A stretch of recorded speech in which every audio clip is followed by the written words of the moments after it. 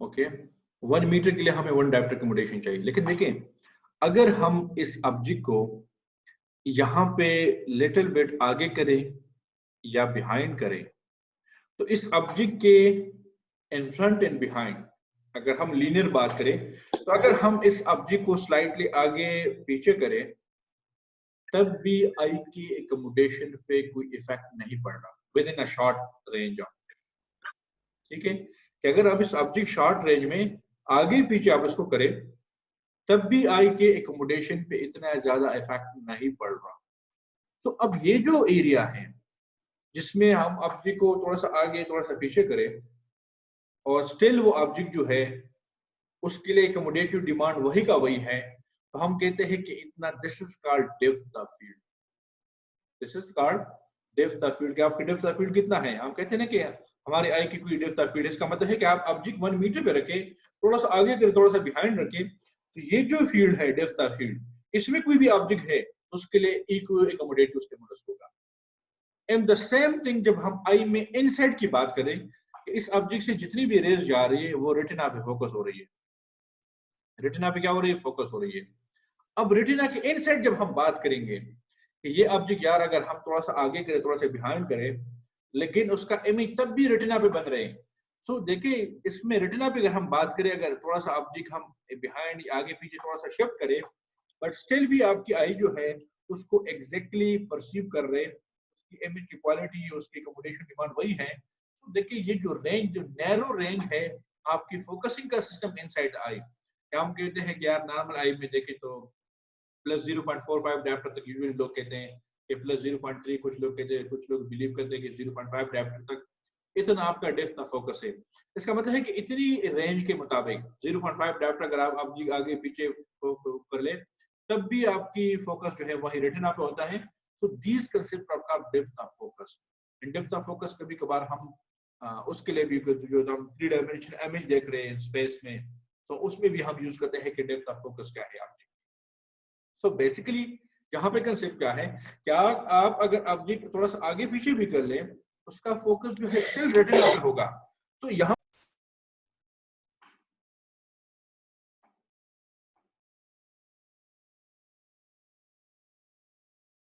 आवाज आ रही है?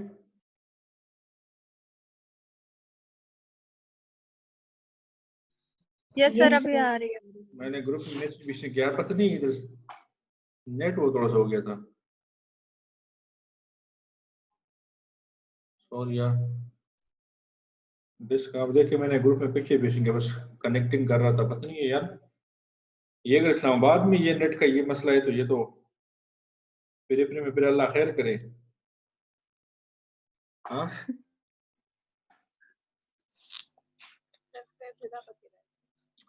अच्छा एनीहाउ, तो वो कंसेप्ट थोड़ा सा क्लियर हो गया कि what is mean by depth of field, what is mean by depth of focus,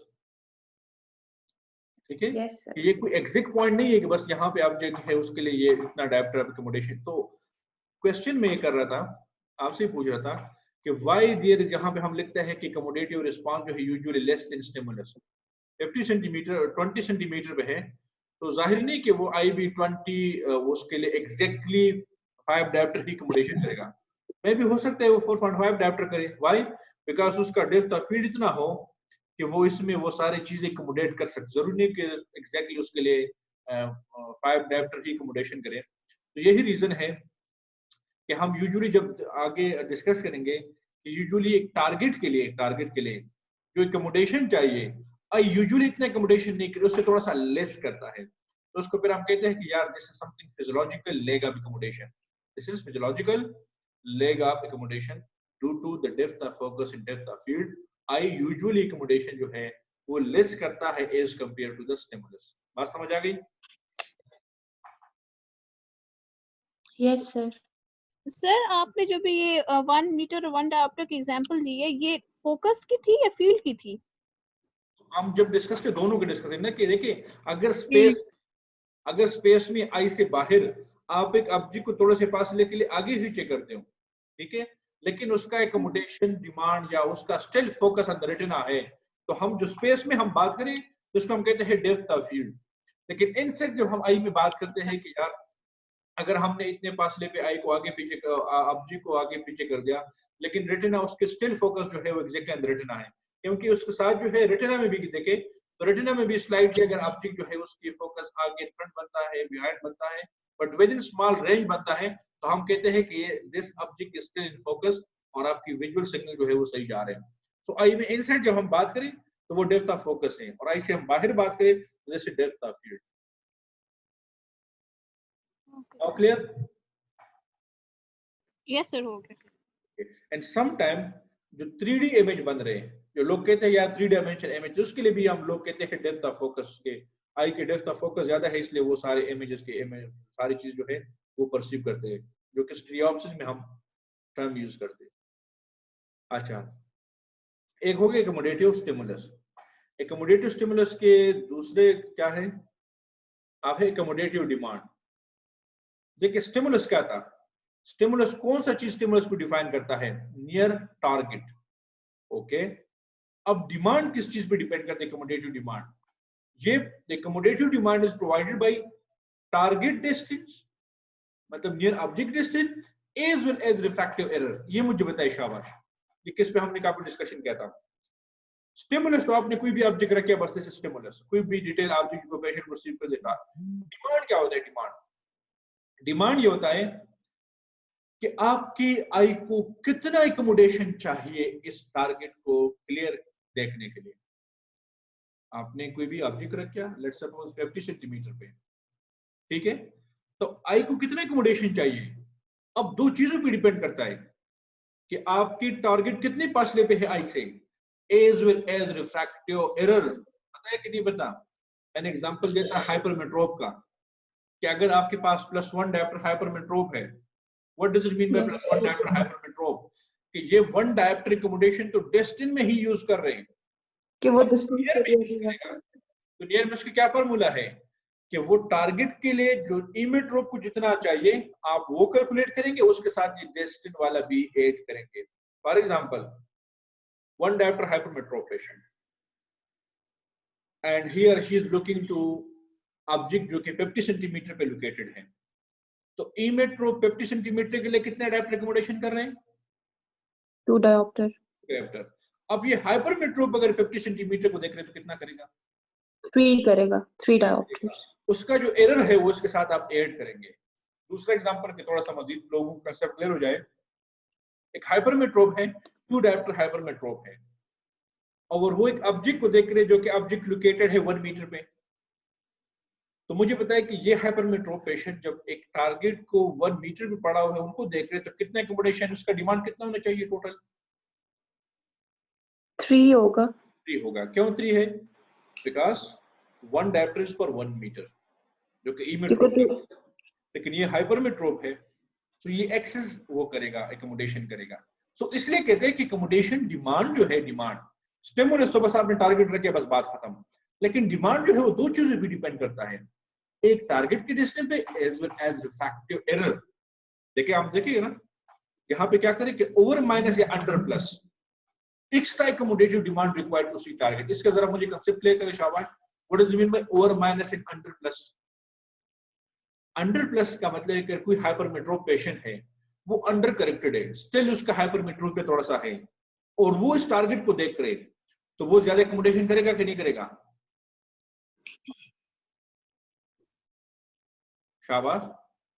+3 हाइपरमेट्रोप patient है, आपने उसको +2 नंबर दिया, एक सर करेगा, स्टिल 1 डायप्टर स्टिल वो अंडर प्लस है ना, under plus means still under corrected है ना। So in case of under corrected hypermetrope patient वो इस टारगेट के लिए ज्यादा एकमोडेशन करेगा। और माइनस का क्या मतलब है कि आपने उसको हाइपरोप बनाया है, उसका एग्जैक्ट नंबर था -1, आपने उसको -2 नंबर दिया हुआ है, तो क्या वो यहाँ पे एकमोडेशन ज्यादा करेगा कि नहीं करेगा, करेगा। दिस इज द कांसेप्ट कि ओवर माइनस अंडर प्लस जो है is extra accommodative demand required to see the target clearly. लेकिन उसके बिल्कुल अपोजिट आप चले जाएं, अंडर माइनस क्या होगा, अंडर माइनस मीन कि उसने अभी तक मायोप है, लेट्स सपोज -3 मायोप है, आपने उसको +2 नंबर -2 नंबर दिया हुआ है, 1 डायप्टर वो स्टिल जो है अंडर करेक्ट है। सो क्या वो भी सेम एकमोडेशन यूज करेगा उस टारगेट के लिए, सारी बात है मायोपिया पेशेंट एकोमोडेशन कम करता है as compare to emmetrope, well hypermetrope accommodation ज्यादा करता है एज कम्पेयर टू इमेट्रोप। ये कंसेप्ट तो मेरे ख्याल में क्लियर है सबको? Yes sir. अच्छा, मैं एक एग्जांपल पूछ रहा हूँ आप लोगों से। अगर -3 मायोप है, -3 मायोप, और एक ऑब्जेक्ट जो है वो 40 सेंटीमीटर पे रीडिंग कर रहा है, उसकी कोई भी टारगेट जो है, अब मटेरियल जो है 40 सेंटीमीटर पे रीडिंग कर रहे हैं, 40 सेंटीमीटर इज द टारगेट, उसका टोटल एकोमोडेशन डिमांड मुझे मालूम करें, टोटल एकोमोडेशन डिमांड कितना होगा उसके लिए, और मायोप है 3, -3 मायोप 0.5 diopters। जरा सोचे वंस अगेन, 40 सेंटीमीटर के लिए कितना चाहिए? 2.5। और है ये मायोप, हाँ तो -3 का है ना, तो 0.5 डायोप्टर्स ही अकोमोडेट करेगा, 2.5 तो उसको नहीं करने की जरूरत, उसके पास एक्स्ट्रा पावर है। यस, ये बिल्कुल नहीं करेगा, उसको चाहिए 2.5 डायोप्टर, और उसके पास ऑलरेडी 3 है, 3 एक्स्ट्रा पहले से है, ये एकोमोडेशन नहीं करेगा, वो नहीं करेगा। यस ठीक है ना। अच्छा, अब एक यही एग्जांपल -3 मायोप है, लेकिन ये स्टडी कर रहे हैं, फॉर एग्जांपल उससे मैं थोड़ा सा कम रेंज में दूंगा, लेट्स सपोज 20 सेंटीमीटर ले ले, 20 सेंटीमीटर पे वो ऑब्जेक्ट रेडी, तो 20 सेंटीमीटर के लिए कितना चाहिए टोटल? 5 डायोप्टर चाहिए, 5 उसके पास ऑलरेडी 3 पहले से हैं, तो इट विल यूज जस्ट 2 करेगा। बात समझ आ गई? देखिए, इमेट्रो 5 डायोप्टर करेगा 20 सेंटीमीटर के लिए, मायोप कम करेगा, कितना कम करेगा? जिस कितना एरर है, 1 डायोप्टर एरर है तो 1 डायोप्टर ये कम करेगा, 2 डायोप्टर है तो 2 डायोप्टर कम करेगा, और हाइपरमेट्रो उससे भी ज्यादा करेगा। कितना ज्यादा करेगा? अगर 20 सेंटीमीटर है तो इमेट्रो 5 करेगा, ये 5 से ज्यादा करेगा। अब डिपेंड करता है कि कितना ज्यादा करेगा, किसकी एरर कितना है। 1 डायोप्टर एरर है ये 6 करेगा, 2 डायोप्टर एरर है और 20 सेंटीमीटर पे रीडिंग कर रहे तो ये 7 करेगा। अब दिस कांसेप्ट इज क्लियर?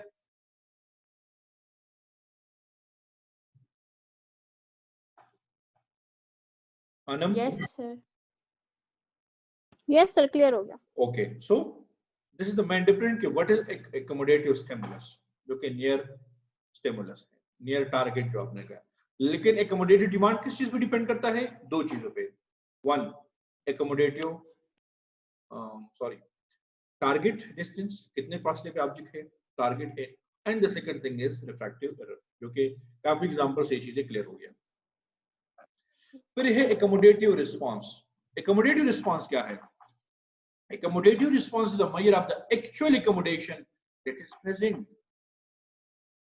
अब हमने जिक्र किया था ना कि यूजुअली accommodation जो है वो थोड़ा सा लेस होता है as compared to the target due to depth of field and depth of focus।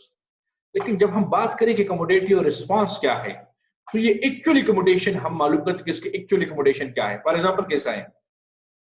हमारे पास 3 पॉसिबिलिटी है कि जब भी आपके पास accommodative response is equal to accommodative stimulus, तो राइट ऑन द टारगेट, तो इसी वक्त फोकस जो है, कंजुगेट पॉइंट कहां पे होगा कि आपका एग्जैक्टली accommodative सिस्टम जो है वो right on the target. Right on the target कब होगा? जब आपका स्टिमुलस, accommodative स्टिमुलस और accommodative रिस्पांस सेम हो। फॉर एग्जांपल, accommodative स्टिमुलस आपने 50 सेंटीमीटर पे रखा है टारगेट, उसके लिए कितना डायोप्टर चाहिए? 2 डायोप्टर, और वही 2 का 2 डायोप्टर आपके आई कर रहे, तो इट मीन कि accommodative stimulus is equal to accommodative response। तो इसी वक्त आपकी कंजुगेट पॉइंट जो है वो टारगेट पे होगा, इसी 50 सेंटीमीटर पे होगा, इससे रेज जाएगी एग्जैक्टली अंदर रेटिना फोकस होगी, रेटिना से रेज अगर बैक रिफ्लेक्ट हम दे तो वो इधर ही आएगा। लेकिन अगर इन फ्रंट ऑफ द टारगेट, अगर कोई भी इसी वक्त आपका accommodative सिस्टम जो है वो थोड़ा सा स्ट्रांग है और इसका फोकस जो है वो जो कंजुगेट पॉइंट बन रहे वो इन फ्रंट ऑफ द टारगेट बन रहे, इसी वक्त क्या होगा? इसी वक्त accommodative stimulus will be greater than stimulus, sorry, accommodative response will be greater than stimulus। ये कंसेप्ट क्लियर हो गया कि नहीं हो गया? स्टिमुलस तो 50 सेंटीमीटर पे है, लेकिन रिस्पांस थोड़ा सा ज्यादा हो गया, उससे बिहाइंड उसने कंजुगेट पॉइंट बनाए हैं। So in case of accommodative lead, हम कहते हैं ना एकमोडेटिव लीड है, एकमोडेशन लीड ऑफ एकमोडेशन है या एकमोडेटिव लीड है, तो उसमें क्या होगा, एकमोडेटिव लीड में क्या होगा कि आपकी एकमोडेटिव रिस्पांस जो है वो ग्रेटर होगा स्टिमुलस, टारगेट से वो ज्यादा होगा। लेकिन अगर हम एकमोडेटिव लेग की बात करेंगे उसमें क्या होगा, उसका फोकस जो है वो बिहाइंड बन चुका है, बिहाइंड द टारगेट बन चुका है, तो उसमें एकमोडेटिव रिस्पांस जो है वो लेस देन द टारगेट होगा, लेस देन द स्टिमुलस होगा।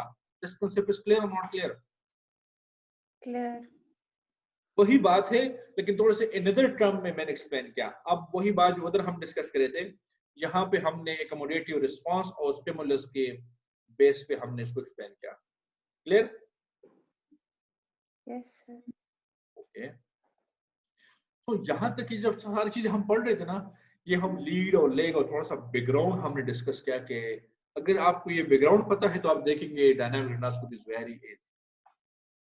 डायनामिक रेटिनोस्कोपी के कितने टाइप्स हैं, तो थोड़ा सा हम इस पर डिस्कशन करेंगे, ओवरव्यू देके, ज्यादा डिटेल से नहीं।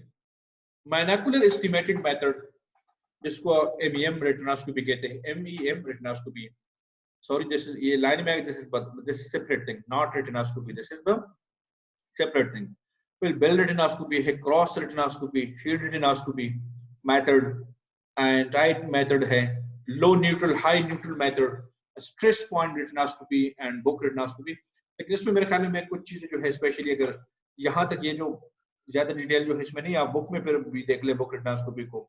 स्ट्रेस पॉइंट रेटिनोस्कोपी आप भी देख सकते हैं कि स्ट्रेस पॉइंट, देखिए आपकी स्ट्रेस पॉइंट रेटिनोस्कोपी में क्या करते हैं, जैसे अगर आपकी एक ऑर्गेनिज्म को under the stress condition check करते हैं। देखिए काफी रिसर्च इस चीज पे हुआ है कि ड्यूरिंग स्ट्रेस क्या होता है, आपकी पूरी बॉडी जो है उसमें भी चेंजेस आ रहे हैं, आपकी पल्स रेट के साथ क्या हो रहे हैं, आपके हार्ट बीट के साथ क्या हो रहे हैं। तो व्हाई नॉट कि हम इसी जनरल स्ट्रेस को रिफ्लेक्स के फॉर्म में देखें। आप अगर स्ट्रेस में आप आई की एग्जामिनेशन करें तो there will be some medial canthus twitching of the eyeball, the eyelid, sorry, उसकी ट्विचिंग भी हो रही है, साथ साथ में रिफ्लेक्स जो है वो काफी भी चेंज हो रहे हैं। तो ड्यूरिंग स्ट्रेस कंडीशन जो है पेशेंट की रिफ्लेक्स ये सारी चीजें अगर आप देख रहे हैं तो उसको हम कहते हैं stress point retinoscopy. Book retinoscopy जो है रीडिंग के वक्त आप देखें तो आप फिर पढ़ेंगे, बाकी हम इसमें देखेंगे क्या क्या सिचुएशन है। सबसे पहले हम MEM रेटिनोस्कोपी की बात करेंगे, monocular estimated method. Why this is called monocular estimated method, आगे पता चलेगा कि इसमें हम एक आई से सब अंदाजा लगा सकते हैं सारी चीजों का। लेट्स सी कैसे, इसका फाउंडर जो है वो कौन है तो आप उसको भी पढ़ लें। इसमें क्लिनिशियन बेसिकली क्या करता है, neutralise the reflex of eye while patient accommodate to fixate a target place at patient customer reading distance usually है 40 सेंटीमीटर।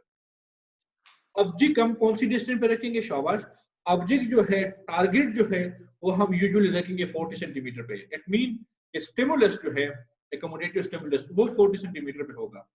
पेशेंट क्या करेगा, सॉरी एग्जामिनर क्या करेगा, क्लिनिशियन क्या करेगा, वो इसी रिफ्लेक्स को न्यूट्रलाइज करेगा कि पेशेंट 40 सेंटीमीटर की तरफ देख रहे हैं। लेट्स सी कैसे। उसके लिए आपको क्या क्या चाहिए, सबसे पहले अगर देखें तो आपको एक ऐसा चार्ट चाहिए, दिस इज, कि जिसमें सेंटर में क्या हो, सेंटर एपर्चर। देखिए इसमें ये सेंटर एपर्चर है और साइड पे ये कार्ड है। तो यहाँ पे देखिए जैसे रेटिनोस्कोप, ये रेटिनोस्कोप होगा और रेटिनोस्कोप के साथ ऐसा स्मॉल चार्ट माउंटेड है, उसमें डिफरेंट फ्रैक्चर भी आ सकते हैं, पिक्चर भी हो सकता है, वर्ड लेटर, जितने में देखिए ये कुछ लेटर वगैरह लिख के, ये कुछ पिक्चर वगैरह बच्चों के लिए स्पेशल यूज तो ये बच्चे थोड़ा सा इसमें अपना फोकस करें, ध्यान रखें। और दरमियान में से ये हेड के साथ, रेटिनोस्कोप हेड के साथ अटैच, रेटिनोस्कोप हेड के साथ अटैच होता है। तो दरमियान में क्या करते हैं, आप अपने रेटिनोस्कोपी प्रोसीजर करेंगे बिल्कुल सही, लेकिन साथ में आपकी रेटिनोस्कोप के पीपहोल के लेवल पे जो है एक आपने छोटा अपर्चर रखना है। वो किससे क्या हो कि आपका व्यू जो है, आपका रिफ्लेक्स जो है आपको सामने से नजर आ जाए। लेकिन साइडों पे क्या है, ये साइडों पे डिफरेंट डिटेल टारगेट जो है, पिक्चर है, वर्ड है, जो भी है डिफरेंट साइज का, वो यहाँ पे मौजूद है। ठीक हो गया। अच्छा, जैसे देखिए पेशेंट क्या कर रहे हैं, बच्चा जो है वो इस चार्ट की तरफ देख रहे हैं और जो 40 सेंटीमीटर तक देख रहे हैं और उसी डिस्टेंस पे आप रेटिनोस्कोपी व्यू कर रहे हैं। लेट्स सी प्रोसीजर क्या हो गया, instruct to target clearly. Patient को सबसे पहले इंस्ट्रक्ट कर दें कि इस टारगेट की तरफ देखिए, शाबाश आपको टारगेट नजर आ रहे हैं, टारगेट की तरफ देखिए, ठीक, वो टारगेट को अपने इंटरेस्ट बना रहे हैं, उसको तरफ देख रहे हैं।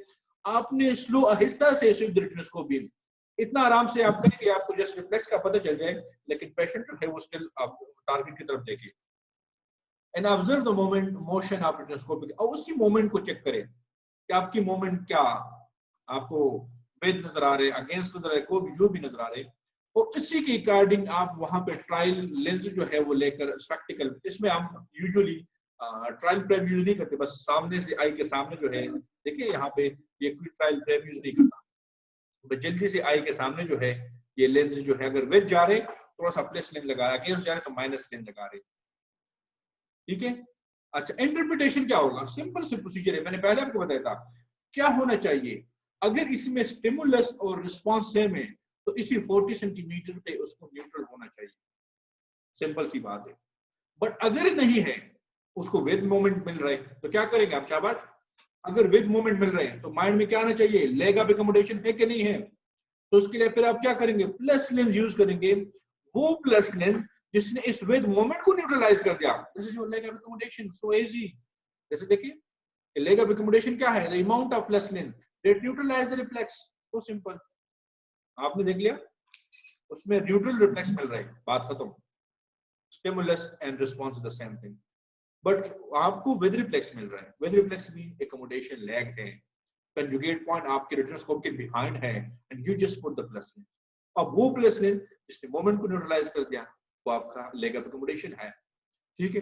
और याद रखें this is accurate method to measure the lag of accommodation objective. आप एग्जांपल के तौर पे कैसे कर रहे हैं, आपकी रेटिनोस्कोप रिफ्लेक्स जो है वो न्यूट्रल हो गया, कौन सी प्लस लेंस से, 1.75 डायप्टर लेंस से, आपने जब ये लेंस देखा 1.75 डायप्टर लेंस आपने लगाया तो आपकी रिफ्लेक्स न्यूट्रल हो गया, लेकिन यू नो यहाँ से हमें कुछ माइनस करना है, ये जो है प्लस 0.7, ये प्लस 0.75 आप मसल टोन के लिए वो दे दे कि यूजुअली नॉर्मल इंडिविजुअल में जब भी नियर एकोमोडेशन करता है तो उसमें मसल टोन का जो रोल है, बिकॉज यू नो कि प्लस लेंस जो है वो एकोमोडेशन को क्या करते हैं, प्लस लेंस एकोमोडेशन को रिलैक्स करता है, ठीक है। तो ये सारी चीजें आप माइंड में याद रखिएगा, प्लस लेंस एकोमोडेशन को रिलैक्स करता है, इवन मसल टोन जो मसल का जो टोन है वो भी इसमें शामिल हो सकता है, जबकि यूजुअली क्लियर कट जो है वो साइक्लोप्रिजिंग ड्रग की वजह से हम करते हैं, बट यूजुअली हम इसमें डायनामिक रेटिनोस्कोपी में हम कहते हैं कि 0.7 डायप्टर, मैंने पहले भी बताया ना कि ये लेग जो है यूजुअली हम उसको नॉर्मल कंसीडर करते हैं। सो जो भी एक चीज आपने यहाँ पे याद करना है कि एमईएम रेटिनोस्कोपी में जो प्लस नंबर आपके पास आए, जिसके पास आपका रिफ्लेक्स न्यूट्रल हो गया, उसमें से आपने 0.75 जो है वो माइनस करना है, इट मीन नेट नंबर इस वक्त आ गया है वो क्या है आपके पास, +1। तो ये +1 क्या है, ये उसके लिए एडिशन चाहिए, उसके लिए नियर 8 के लिए चाहिए, या स्पेशली जो है this is the lag of accommodation, क्योंकि इसी डिस्टेंस के लिए तो चाहिए ये थे कि रिफ्लेक्स न्यूट्रल हो, लेकिन ये रिफ्लेक्स न्यूट्रल इस डिस्टेंस पे नहीं कर सकता, it mean there must be some deficiency of the accommodation power, जिसको हम कहते हैं लेग ऑफ एकोमोडेशन। तो इसलिए आपके पास जो नंबर इधर आ गया वो क्या है, this is plus number, this is so easy. Sir अगर माइनस नंबर आएगा तब भी हम 0.75 सब्ट्रैक्ट करेंगे? यस, बट माइनस नंबर में देखेंगे सर। यस, अगर माइनस नंबर आएगा तब भी सब्ट्रैक्ट करेंगे? वो तो मैंने आपको पहले बताया, देखिए एक्चुअली यहाँ पे हमने ये लिखा है इसको साथ प्लस करना, तो जो भी नंबर आपके पास है ना तो उसके साथ ये ऐड करने का मतलब है कि ऑलरेडी उसका रोल इसमें शामिल है। माइनस नंबर आए तो उसका मतलब है कि ये ओवर एकोमोडेटिंग, ये क्या करते हैं, नॉर्मल से ज्यादा एकोमोडेशन कर रहे हैं, ठीक है।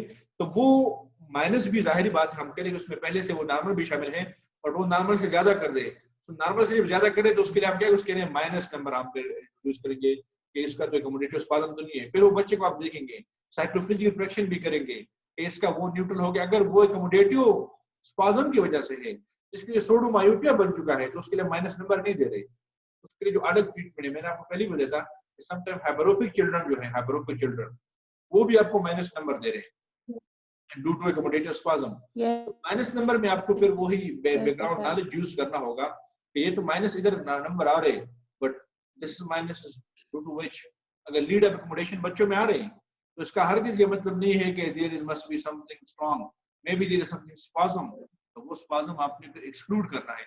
और फिर एक्सक्लूडिंग केस में हम फिर ये कंसेप्ट यूज नहीं करते हैं, ये स्पेशली हम लेग में एक कंसेप्ट यूज करते हैं, उसमें फिर आप जाएंगे दूसरे अंदाज से साइक्लोप्रिजिक की तरफ जाएंगे, या मोहिंद्र रेटिनोस्कोपी जो है हम थोड़ी सी बाद में डिस्कस करेंगे, वो फिर आप अप्लाई करेंगे, एक्यूरेट रिजल्ट आपको वो भी फिर बताएगा।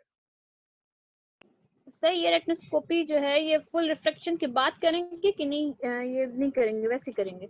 ये नियर में करेंगे आपको, दिस इज आफ्टर वो स्टैटिक वायलेंस के बाद आप करेंगे, ठीक है ना? अच्छा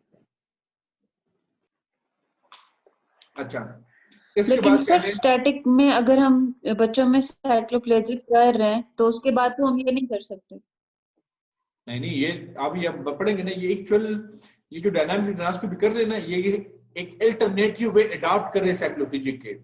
जैसे आप कुछ देर बाद मोहेंद्र रेटिनोस्कोपी करेंगे तो वो Mohindra retinoscopy is an alternative to cycloplegic refraction.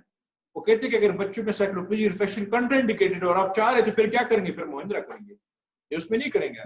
तो साइक्लोप्लेजिक करिए तो उसमें तो फिर आपने एकोमोडेशन सब कुछ खत्म कर देना, उसमें तो फिर हम ये कर ही नहीं सकते,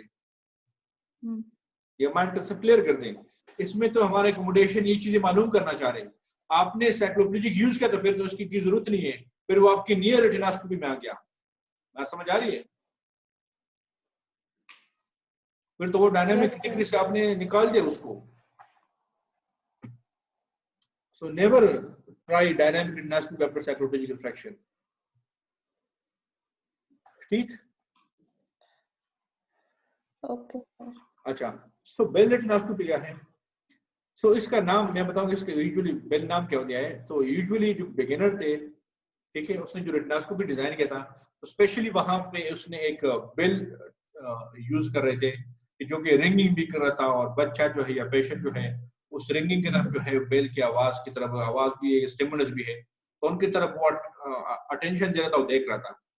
लेकिन आजकल ये बेल रेटिनोस्कोपी चेंज हुआ है, उसकी जगह पे जो है स्मॉल 1.5 इंच जो वेंट बॉल है वो यूज हो रहे हैं, लेकिन नाम तब भी वो बेल रेटिनोस्कोपी का है। तो इसलिए यहाँ आजकल भी हम इसी वर्ड से इसको बोलते हैं कि this is a bell retinoscopy, लेकिन अब उसमें चेंजेस आया हुआ है, लेकिन नाम वही पुराना जो है उसके साथ लगा हुआ है, बेल रेटिनोस्कोपी। इसमें हम क्या कहते हैं, evaluate the performance of accommodative system under moving a real life condition free space. इसमें हम क्या कहते हैं कि फ्री स्पेस में जो जिसमें आप एग्जामिनेशन कर रहे हैं, कि इसमें आपके पास एक मूविंग टारगेट हो, मूविंग एकमोडेटिव टारगेट हो, वो आपको पेशेंट क्या है कि इधर मूव करते हो, वर्ड इन अगेंस्ट मूव करते हो, और उसके बाद जो है आप क्या करते हैं, सारी चीजें रिफ्लेक्स वगैरह सारी चीजों को आप ऑब्जर्व करते हो। कहते हैं cognitive demand is low, cognitive mean learning demand, ठीक है ना? The one is emotional, something is cognitive demand. इसके कहते हैं कॉग्निटिव डिमांड इज लो। आप कुछ और रेटिनोस्कोपी पढ़ेंगे जिसमें कॉग्निटिव डिमांड आपको मॉडरेट एंड हाई भी मिलेगा। अच्छा, the term bell is used because the procedure was done originally used a carried bell suspended in a string। मैंने पहले भी बताया था ना, इसके लिए क्यों हम बेल यूज करते थे, बिकॉज पहले ओरिजिनल जो हम रेटिनोस्कोपी प्रोसीजर करते थे तो उसके लिए एक बेल वगैरह जो है वो स्ट्रिंग से नीचे सस्पेंड था, उसके लिए हम यूज करते थे। बट आजकल क्या करते हैं, आजकल देखिए ये कोई भी जो है 3 डायमेंशनल विविंग टारगेट जो कि स्पेशली एक बॉल लाइक स्ट्रक्चर होता है जो कि मेटल बॉल से बना हुआ है, और स्पेशली उसके लिए नाम दिया है वो the wolf went. Wolf went जो 1.5 इंच तकरीबन हाफ इंच का होता है, ठीक है, मेटल से बना हुआ है, उसको यहाँ पे दरमियान जो है, दरमियान में पेशेंट के सामने रेटिनोस्कोप और एग्जामिनर के सामने जो है यहाँ पे रख देते हैं, उसको टुवर्ड एंड अवे मूव करते हैं। अब देखें तो इसका एक वर्जन ये भी है, यहाँ पे भी एक टारगेट है, एक छोटा सा बाल है, ठीक है, और उसको अवे और दूर, ये देखें ये पोजीशन पे क्या करता है, आगे पीछे उसको कर देते हैं। और एग्जामिनर क्या करता है, एग्जामिनर इसी फिक्स डिस्टेंस से रेटिनोस्कोपी करता है। इसमें याद रखें कि बेल रेटिनोस्कोपी में जो एग्जामिनर का लोकेशन है वो एक फिक्स पोजीशन होगा, 50 सेंटीमीटर यूजुअली इसके लिए करते हैं। देखेंगे प्रोसीजर क्या है कि एग्जामिनर ने क्या किया है कि वेंट जो है, ये बाल जो है वो सस्पेंड किया हुआ है, ठीक है, फिर क्या करता है, देखिए retinoscope is position is a fix distance of 50 centimetre या 12 फिक्स, उसकी लोकेशन आप चेंज नहीं करेंगे। देखें इसकी लोकेशन क्योंकि एक फिक्स लोकेशन पे पेशेंट से 50 सेंटीमीटर पे, लेकिन ये बाल जो है ये हम आगे पीछे in front of the patient करेंगे। Move closer to and further from the patient slower than 2 inch पर सेकंड। देखें 2 इंच पर सेकंड के स्पीड से हम उसको ग्रेजुअली मूव करेंगे toward the patient eye and then backward. और इसी वक्त हम क्या करते हैं, पेशेंट जो है, पेशेंट को आपने क्या टारगेट देना है कि आप उस टारगेट की तरफ देखेंगे। जो छोटा सा बाल है ना मेटल से बना है, इसमें उसका रिफ्लेक्शन है, इसके आई की जो रिफ्लेक्शन है उस बाल पे होते हैं, तो आपने उसको इंस्ट्रक्शन देना है कि आप उस बाल की तरफ देखें, टारगेट जो है उसकी तरफ आप देखें, ठीक है। अगर बहुत छोटा बच्चा है तो यहाँ से आप कुछ उसको डायरेक्ट करेंगे टुवर्ड द बॉल, कि आप उस छोटा सा एक वो जो है उस बॉल की तरफ जो है वेंट जो है वो मेटल पीस जो है उसकी तरफ देके उसमें इंटरेस्ट ले। अगर कोई थोड़ा सा एडल्ट है तो उसको आप कहेंगे कि आप इसकी जो रिफ्लेक्स नजर आपको आ रहे हैं या जो छोटा बाल है उसकी तरफ आप ध्यान से दें, और आप क्या करेंगे, एग्जामिनर क्या करेंगे, वो डायरेक्शन आप रिफ्लेक्स को नोट करेंगे। कैसे नोट करेंगे, जरा ध्यान से सुने। इसमें आपने दो चीजें नोट करना है। Target is more closer to the patient. There will be a point where the motion change from with to against. This is the very important thing. Starting से जब आप ले रहे हैं ना, starting से हमने टारगेट लिया, तो usually starter से this is with reflex मिल रहे हैं, with reflex because patient less accommodation कर रहे हैं। लेकिन जैसे आप टारगेट उसके करीब कर, उसके accommodation डिमांड जो है वो इंक्रीज होता जा रहा है। तो आपने रेटिनोस्कोपी पेक्स रखा हुआ है एक हाथ में, ठीक है, जैसे आप देखें ना इसके दोनों हाथ जो है वो दिस वन, एक हाथ से उस आगे पीछे करिए। एग्जामिन ये पेशेंट भी खुद आराम से कर सकते हैं, लेकिन आप भी आराम से उसको आगे पीछे कर सकते हैं। जैसे इस केस में देखें ना, तो उसके एक हाथ में रेटिनोस्कोप है बिल्कुल पेक्स, और दूसरे हाथ से वो क्या कहते हैं उसको आगे करीब ला रहे हैं, और यहाँ से आपने रिफ्लेक्स देखना है। आपने फर्स्ट पॉइंट क्या नोट करना है, वो ये है दिस थिंग, कि किस पॉइंट पे किस डिस्टेंस में देखेंगे तो नीचे यहाँ पे ऑलमोस्ट सेंटीमीटर वगैरह, तो ये जो नंबर वगैरह जो है पहले से ऑलरेडी यहाँ पे लिख के हुए, ठीक है कि नहीं, है तो आप यहाँ से मेजर भी कर सकते हैं। आपने ये डिस्टेंस नोट करना है दिस वन, कि किस पॉइंट पे विद रिफ्लेक्स शेप हो गया अगेंस्ट में, कि किस पॉइंट पे where the motion change from with to against, this one thing, ये हम लेटर रिफ्रैक्शन में लिखेंगे। फिर क्या करना है, अगेंस्ट चला गया बिल्कुल क्लोज टू द पेशेंट चले गए, फिर वापस जो है अपने टारगेट को अवे फ्रॉम द पेशेंट करना है, पेशेंट के नोज से वापस आहिस्ता आहिस्ता अपनी तरफ आना है, और किस पॉइंट को नोट करना है,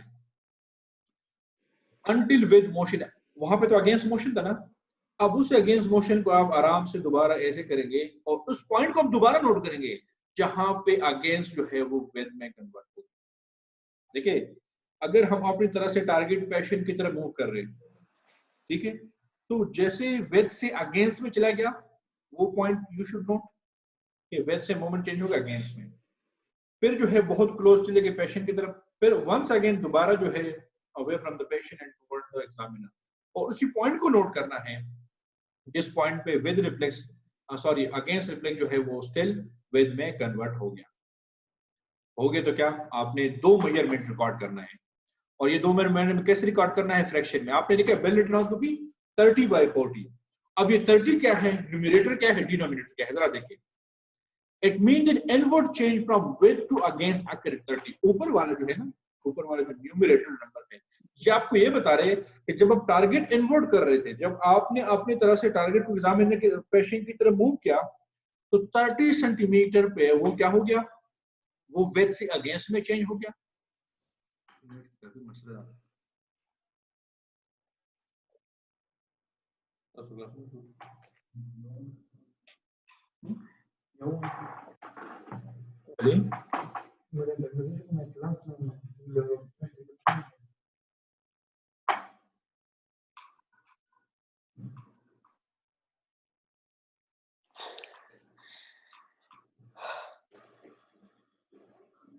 सॉरी यार थोड़ा सा डिस्कनेक्ट हुआ था, आवाज आ रही है?